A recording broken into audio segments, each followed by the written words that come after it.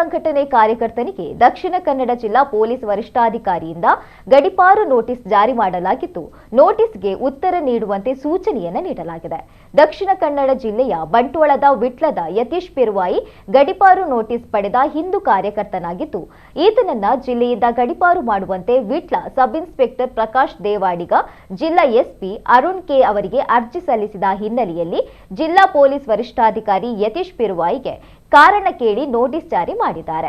Hindu ಕಾರ್ಯಕರ್ತನಿಗೆ notice ಜಾರಿ ಮಾಡಿರುವುದನ್ನು ವಿರೋಧಿಸಿ ಬಿಜೆಪಿ ಪ್ರತಿಭಟನೆಯ ಎಚ್ಚರಿಕೆಯನ್ನು ನೀಡಿದೆ. ಪೆರುವಾಯಿ ಗ್ರಾಮ ಪಂಚಾಯತ್ ಅಧ್ಯಕ್ಷೆಯ ವಿರುದ್ಧ ಭ್ರಷ್ಟಾಚಾರದ ದೂರು ನೀಡಿ ಆಕೆಯನ್ನ ಜೈಲಿಗೆ ಅಟ್ಟುವ ಕೆಲಸವನ್ನ ಯತೀಶ್ ಮಾಡಿದ್ದು, ಇದೇ ಕಾರಣಕ್ಕೆ ದ್ವೇಷದ ಹಿನ್ನೆಲೆಯಲ್ಲಿ ಈ ಗಡಿಪಾರು ನೋಟಿಸ್ ಜಾರಿ ಮಾಡಲಾಗಿದೆ. ಗಡಿಪಾರು ಆದೇಶವನ್ನ ಹಿಂಪಡೆಯದಿದ್ದಲ್ಲಿ ಉಗ್ರ ಪ್ರತಿಭಟನೆ ನಡೆಸುವುದಾಗಿ ಬಿಜೆಪಿ ಪಕ್ಷ ಎಚ್ಚರಿಕೆಯನ್ನು ನೀಡಿದೆ.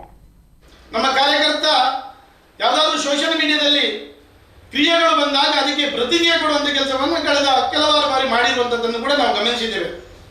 ಸರಿಯಾದ ವಿಷಯಗಳಿದ್ದರೆ ಅದನ್ನು ಯಾವುದೇ ಕಾರಣಕ್ಕೆ ಅದಕ್ಕೆ ತಂಟೆಗೆ ಹೋಗದೆ, ಏನಾದರೂ ಅಲ್ಲಿ ತಪ್ಪುಗಳಿದ್ದರೆ ಅದಕ್ಕೆ ಪ್ರತಿಕ್ರಿಯೆಯನ್ನು ಕೊಡುವುದರ ಮುಖಾಂತರ ಜನರಿಗೆ ಅದರ ಸತ್ಯಸಂಗತಿಯನ್ನು ತಿಳಿಸುವಂಥ ಕೆಲಸವನ್ನು ನಮ್ಮ ಕಾರ್ಯಕರ್ತ ಮಾಡಿರ್ತಾರೆ. ಇಂಥ ಒಬ್ಬ ದೇಶಭಕ್ತ ಕಾರ್ಯಕರ್ತನನ್ನು ಗಡಿಪಾರು ನೋಟಿಸ್ ನೀಡಿ ಅವರನ್ನು ಈ ಜಿಲ್ಲೆಯಿಂದ ಗಡಿಪಾರು ಮಾಡಲಿಕ್ಕೆ ಇವರು ಹೊರಟಿದ್ದಾರೆ ಅಂತ ಹೇಳಿದರೆ, ನನಗೆ ಅನ್ನಿಸ್ತದೆ ಪುತ್ತೂರಿನ ಇಲ್ಲಿಯ ಶಾಸಕರ ನೇರ ನಿರ್ದೇಶನದ ಮೇರೆಗೆ ಈ ರೀತಿ ಏನಾದರೂ ಕಾರ್ಯಚಟುವಟಿಕೆಗಳು ನಡೀತಾ ಇದೆ ಅನ್ನೋದ್ರ ಬಗ್ಗೆ ಜನರಿಗೆ ಸಂಶಯ ಕಾಣುವಂಥದ್ದು. ಪೊಲೀಸ್ ವರಿಷ್ಠಾಧಿಕಾರಿಯವರು ಸರಿಯಾಗಿ ನ್ಯಾಯಯುತವಾಗಿ ಅದನ್ನು ತನಿಖೆ ಮಾಡಿ ನಮ್ಮ ಕಾರ್ಯಕರ್ತರಿಗೆ ಯಾವುದೇ ಕಾರಣಕ್ಕೂ ಅನ್ಯಾಯ ಆಗದ ರೀತಿಯಲ್ಲಿ ಅದನ್ನು ವಿಮರ್ಶೆ ಮಾಡಬೇಕು. ಸರಿಯಾದ ದಿಶೆಯಲ್ಲಿ ಈ ಹುಡುಗರನ್ನು ಯಾವುದೇ ಕಾರಣಕ್ಕೂ ಗಡಿಪಾರಿನಂಥ ಯಾವುದೇ ಪ್ರಕ್ರಿಯೆಗಳಿಗೆ ಒಳಪಡಿಸದೆ ನ್ಯಾಯವನ್ನು ಕೊಡಬೇಕಾಗಿ ನಿಮ್ಮ ಹತ್ರ ವಿನಂತಿಸ್ತಾ ಇದ್ದೇನೆ.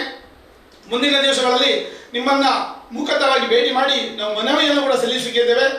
ಈ ರೀತಿಯ ಯಾವುದೇ ಒಂದು ವಿನಾಕಾರಣ ತೊಂದರೆ ಕೊಡುವಂಥ ಪ್ರಕ್ರಿಯೆಗಳು ಪುತ್ತೂರು ವಿಧಾನಸಭಾ ಕ್ಷೇತ್ರದಲ್ಲಿ ನಡೆದಿದ್ದಿದೆ ಆದರೆ ಭಾರತೀಯ ಜನತಾ ಪಾರ್ಟಿಯನ್ನು ಸರಿಯಾಗಿ ಕೈಗೆತ್ತಿಕೊಂಡು ಅದಕ್ಕೆ ಹೋರಾಟವನ್ನು ಮಾಡುವಂಥದ್ದು ಅನಿವಾರ್ಯವಾದಿತ್ತು ಅನ್ನುವ